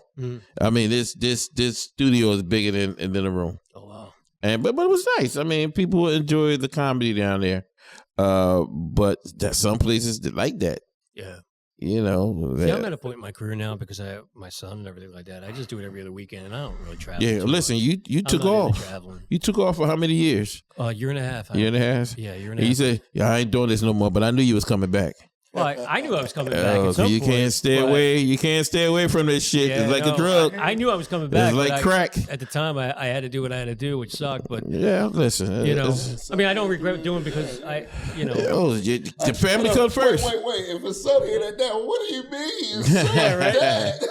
Listen. Now it's not being away from the stage for so long, but family comes first. Gene and I know that. Gene and I used to go up to New York with Keith Robinson, but it just got, at that time I had younger ones. Yeah. And it was just getting up in the morning, coming back from New York at 3 o'clock in the morning, 4 o'clock in the morning, and getting up, taking care of the family. It just got too much. And I was like, much as I love I can't do it. So, I need to find a different way to get up there, but I never did. And Keith Robbins was taking us in too. Yeah. I hate traveling anymore. Like I did, I got a gig from the guy who booked me at Catch, right? So he emails me a few weeks ago, and he's like, "You want to do this gig?" I thought it was at Catch, so I jumped on it. And then he's like, he gives me the directions. Here it's North Jersey up by New York at this golf club. I was like, damn it, What's the name of the club? I forget. Was Real nice neighborhood though. Was it Crystal Springs? I don't know. Crystal Resorts or I something? forget. It was North Jersey, but I was like, I gotta drive 2 hours up there and 2 hours back. Oh, they weren't giving you a room? No. Oh, well, no, that wasn't the same place. Hey, do we get bathroom breaks here? Yes, you can. Yeah. I told you. You do. Our people need a lot of bathroom breaks. Yeah. You did say that. I told you. Yeah. Did we tell Jimmy, the crippled people gotta go to the bathroom. We don't. He only got one bathroom. He don't have a handicapped bathroom. How long is this show? How long is this podcast? Well, we're about to shut it down. You want to wrap it up? Let's wrap up. Okay. Sorry, hold on. I need to move the camera. Oh, he moved the camera. Is That's it okay? good right there. Yeah. Oh, that's good. Don't you dare take my camera off my face. What's wrong with you? So You know what's the funny thing though? Over the years, like everybody talk about the beefs, like with actors and like it's funny. Like when I watch Caddyshack, you'll never know that Ted Knight couldn't stand Rodney Dangerfield. Right. But and like with comedians, like people be like it's sad that like black comedian feuds get exposed more than like feuds between white comedians. But they're out there, and it's just so funny.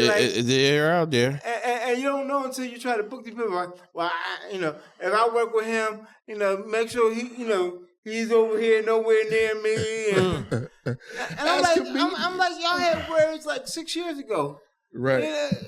You can't just be cordial. Are you beefing with any comedians? Like I know y'all say y'all feel that y'all Conklin don't I just really never but it's and like with Joe, like I'm like Joe, and I think Joe must have saw me somewhere where I had a so-so night and just held on to that. If Joe was right here, say it to the camera what you feel right there to the camera. Tell Joe.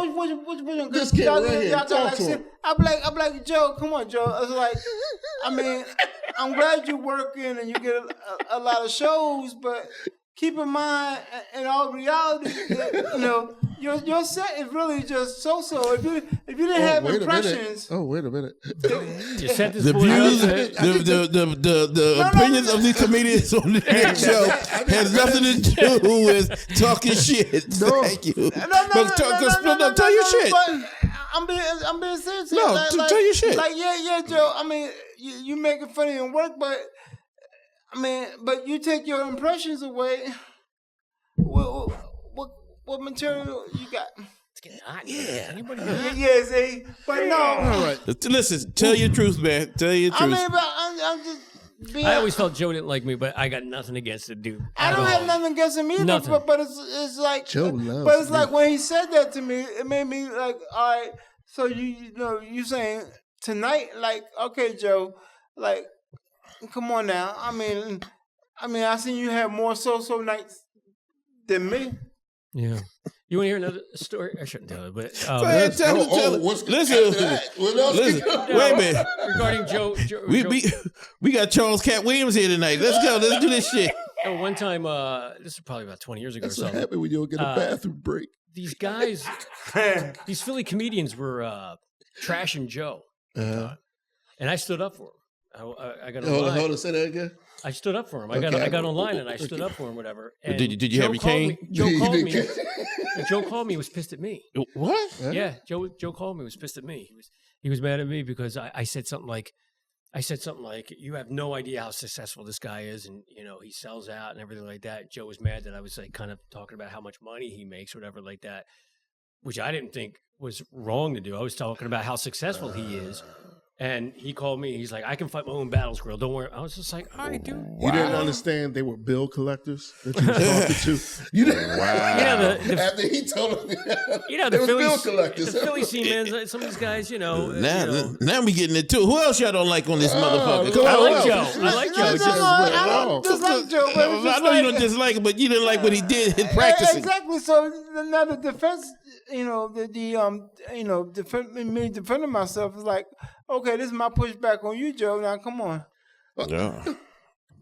The the views disclaimer. of this podcast is not the views of the podcast. However that shit goes. But I used to open for him and Big Daddy for their two Philly Funny Guy shows, and they always treated me good. Like they were always Big Daddy always treated me like super. He was. But you fucked up when somebody said in front of the headliner that they like you better. You know you were done. Yeah, right. You know you were done. See, Tim, I wish your instincts kicked in right away. Like, cut it off right. It's like, man, I'm gonna stop you right there. I know what you want to say. But don't say it. I appreciate it, but yeah, thank you. You should have just pushed it down. That's what you should have did. Yeah, right. Don't say it. Don't say it. Yeah. If you open it up for a major act and somebody comes up to you and says they like you better, you're done. You're done. You might as well just pack your shit and just go home. You know, Luther Vandross was sensitive like that. Like, I heard he was like that with singers and shit like that. And that's why I there's a lot of headliners. You know, I haven't really encountered any because nobody likes me, but that. You know, like, well, you're too funny. I don't want to take you on the road with me. You know, but there are guys out there that feels that way. Yeah. You know, they don't want anybody on. Listen, there are comics we know of that was here in Philly. I think was one of them Aries Spears or something that he didn't want another black comedian on the show with him, oh, wow.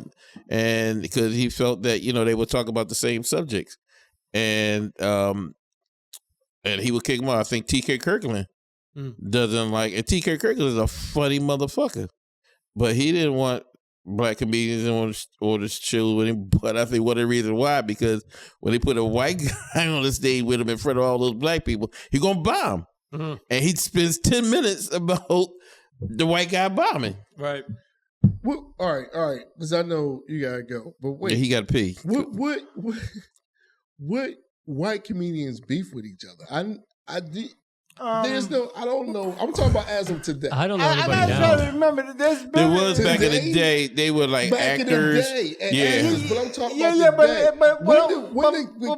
But my point, Gene, was like, but with the white comics, they don't get publicized. They don't get publicized like it do because they don't come out and talk about it. Like they don't. Right. But they don't come out on Club Shay Shay and talk about it. Like gangsters. We supposed to make people laugh and forget about that kind of stuff. You know, I forget how Keenan Ivory Wayne said it about stand-up comedy. You know, I'm gonna be paraphrasing, but it was so brilliant what he said. So he said you gotta keep in mind, like majority of people starting a comedy don't have, probably just got a high school diploma, and like don't have a lot of ethics and dealing with people. It's just an outlet for them to try to make a living, right. And basically, in a long story short, got a lot of getaways about them, but because of stand up, right, it's keeping them out of trouble. Oh, keeping them out of jail and killing somebody. Yeah. And so they got to, when they see somebody that's close to them, they feel threatened. Listen, because I don't get it, man. These guys are coming out. Listen, there's room for everybody. Listen. Yeah, but you're talking about a business where everybody's got an ego. A lot of times egos are fragile, so it's like you see somebody doing better than you or getting ahead of you. Like I've even been that way where like I don't get that way now because I've been in it so long and my whole thing has changed with it. But I remember when I was working and I'd see shows that I wasn't on and I'd be pissed off. I'm like, well, why wasn't I asked to do that? Right. And I'd be jealous. I'd be jealous of like some comedians that were on shows like moving ahead of me, who started like after me, but I don't care about it now. But yeah, there was a time when you used that. I mean, I get it, and like Tim said, because your ego is like, and like Tim said about doing this a long time. I was somewhere, at a public place, and a guy walked in and said, "Yeah, man, I heard we get this done. I'm comedian. I got all these shows, just bragging all hype." And from myself, why you ain't saying nothing to him about you doing stand up? I said, because. Him, I said, he probably not going to be in it long because anybody who start comedy don't be that hype about and braggadocious about. Right. Humble to the game. The biggest voice, like the biggest people who brag are usually the ones that like, they quit or you never see them again or whatever. Because they haven't come across, all them slimy promoters. Like I didn't have people say, because I'll be on the road somewhere, like let's say Nashville, Tennessee, and promoters showed me money, and then friends back in Philly say, "Man, Charles, why you ain't whooping that?" I'm like, I'm in their town, by myself. I'm like, who? Right. I said he can just get on the phone, call anybody. Yeah. I'm like, look, at that point you just want to get what you had get. some gigs that you didn't get paid for? Hell yeah. It's part of the game. It happened to me too.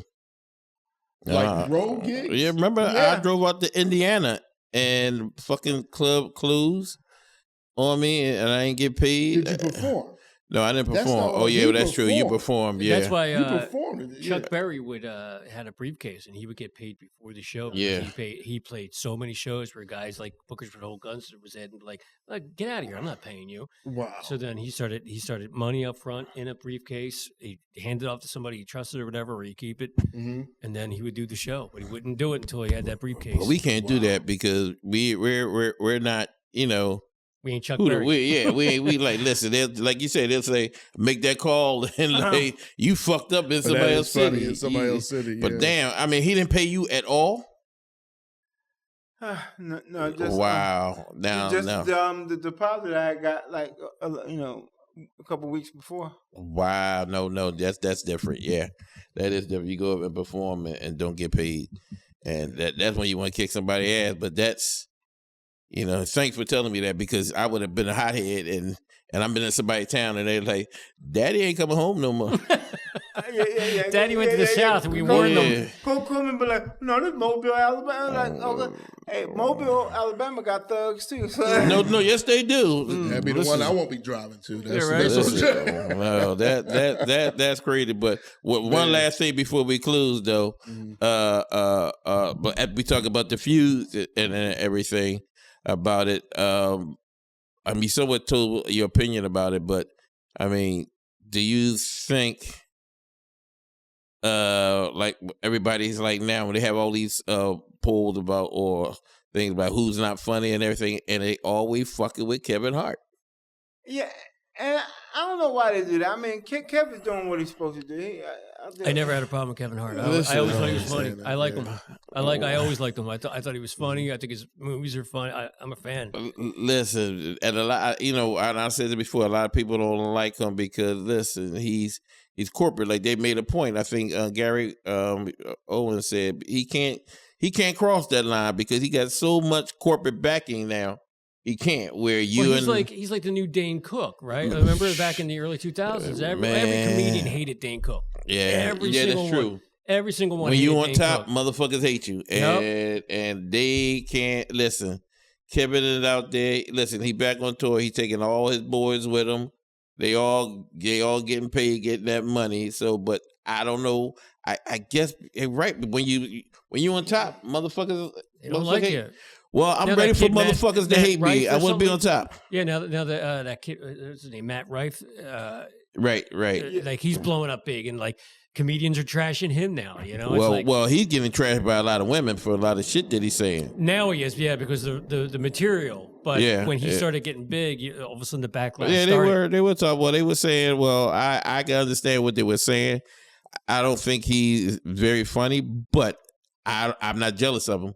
Get your money, and if you're getting out there and you're getting all those shows, I applaud him. I didn't think Dane Cook was too funny, but I appreciated what he was doing. I appreciate what he was doing. I didn't get jealous of him or anything. Kevin Hart, I thought was genuinely funny. Like, oh yeah, listen. I'm jealous of each and every last one of you sons of bitches. I don't know why you jealous of us because I ain't got shit to be jealous of. You guys are great. Like I said, I just played Uno's Pizzeria last Saturday, so I don't know why you're jealous. That's the thing. Yeah, like I said, Tim, I love your jokes. You always got great writing. Charles, I'm just waiting for that one joke that you say that never happens go well. Charles don't lose. Charles don't lose. Man. You guys are great comedians. I'm glad to have you guys on. Yes, we appreciate you guys. Listen. I'm proud to call you guys my buddies. Listen, we've been going back a long time, man. Listen, fellas, your yellow bus is waiting outside for you. Hey, you know what? I guess Tim is going to be riding with us when we leave. Well, I got the yellow bus up front. The short one. No, because if he is, we should take a ride past Widener. There you go. Oh, that's funny. Well, egg to school. That's funny. Yeah, right. Well, listen, I don't fuck around. I don't go to Broad Downey. No, I'm joking. My mom's still live around there, so it's cool. I remember you and I did a gig in Baltimore. Remember that about maybe 5 years ago or something like that? Baltimore. Oh, right. No, it wasn't Baltimore with the teeth. Non-stop the entire way down and the entire way back. Who, me? Me and you. We just sat there. It was a great trip. What was that? We did some, I don't know. Oh, yeah. You drove, right? Yeah. Shut up. Wait, I'm a little jealous. You don't talk to me for 9 hours when we on the road. Yeah, you know what happened too? We pull up at my house and I go in. We just had our baby. Jamie and I, right? They're asleep. Nitwit forgot his car keys or whatever. He locked his. He rings my doorbell. Yes, 1 o'clock in the morning. Ring. Oh, the baby. Yeah. You could tell. But you know what? Honestly, a lot of times when you got a black and white comic traveling, it's good conversation. Because when I used to ride with Dennis and Rand for a couple of years. Dennis and Rand. Yeah. I ain't seen him in a while. And yeah, Dennis, and I love Dennis because Dennis is like so brilliant because he has this degree from Drexel and just. Oh man, just he's a very smart man. The way his mind works. As a matter of fact, because he's opening up for Conklin now, but then man, I love him to death, man. And when we were in the car, we just had good conversations, and I'm like, whoa, this is one of the few people I can get in depth with. Where he was talking to another comic. That's why we're hanging out with you. It's just hanging out with a friend. Hanging out with comics. That's one of the reasons I used to take Gene on the road with me. Fuck him there. Oh, he's a diva. But and also good to have a ride with a white guy for you get stopped by the police. Get in the driver's seat. This is. It depends because if he starts talking like, officer, I got. Can you pull me to the side? Listen, let me talk to you. Wait, that's why I always have my I'm being kidnapped sign that I can nip to the cop. Wait, it's not good to be riding with a white female comic.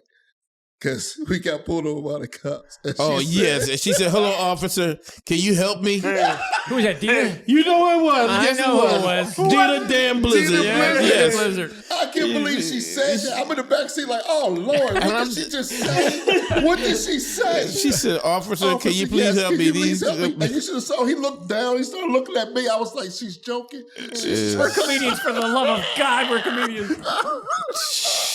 She trying to get us killed. Leave it to Dina to do something. Listen, I know, Jim, we gotta wrap this shit up, but I remember driving in Florida on a road with another comic, a white comic, and he's zooming, and we get pulled over by the cops.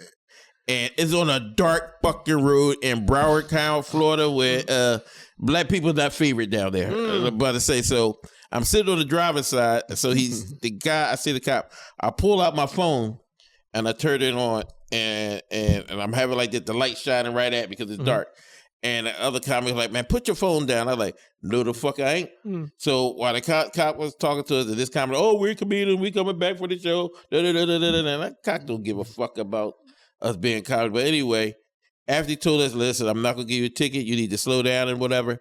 Then he leaned over to me and through the window on the driver's side said, "Thanks for keeping your hands where I can see him." I once got out of a ticket because I said I was a comedian and it was a woman cop. She said, "Can you tell me a joke?" And I told her a joke. She let me go. Oh, no, that never happened to me. Have a good show. Have a good show. It must be that. White privileges. Listen, white privileges. I had a cop that asked me, he said, "So what are you trying to be? Are you a comedian now?" And I didn't know how to answer that. Yeah. And I said, "Well, as a matter of fact, no, I'm not." So it's just like, don't answer that.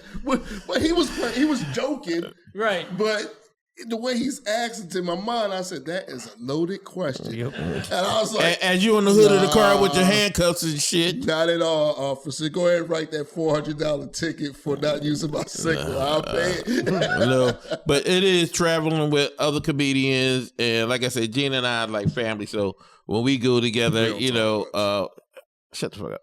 And so it's cool. But I get when you travel with another comedian, you can just talk shop. Like we used to do back at the Cabaret after all the shows. I tell you what, I turned down a gig, a nice paying gig, because a certain a guy whose face is named, or his face is made out of rubber, asked me if I wanted to go on a 5-hour trip with him one way. And I said, absolutely not. Oh, you and Gene had run-ins with this guy during the pandemic, so. Yep. You talking about Stankiewicz? No, not Stankiewicz. Terry Gillespie. I haven't seen Terry in years. Terry lives in Florida now. He moved to Florida now. Yeah, he's in Florida now. But anyway, guys, we appreciate you guys coming in. I know you got to pee, Charles, and we don't want you to pee on yourself because we have no other pants here for you. He's wearing the pants. And Tim, thank you for hopping in, and both of you guys. Yeah. And I'll be hopping on out right with y'all. So, and Gene, thank you for showing up for the show this time. I showed this is my second one. He didn't call out for his own show. Almost on time. Appreciate you. Almost on time, yes. He gave it almost on time, Charles said. But thank you guys. This has been another episode of Talking Shit. We hope you enjoyed it. I'm Coleman and Gene.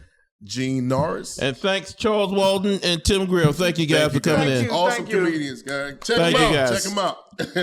Oh, do y'all want to plug something? Yeah. Oh, yeah, somewhere? So can we plug it, Jimmy? Yeah, we'll plug your show. Jimmy don't care. My man Jimmy. What the hell? You got something coming up, Charles? Your website, anything? I'll be in Boston next Wednesday, Wednesday the 29th at the Carver Den. That's it. Okay.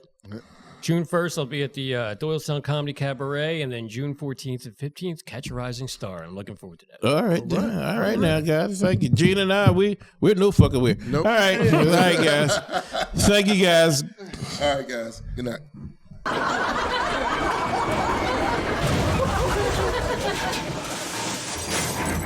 Comedy Train.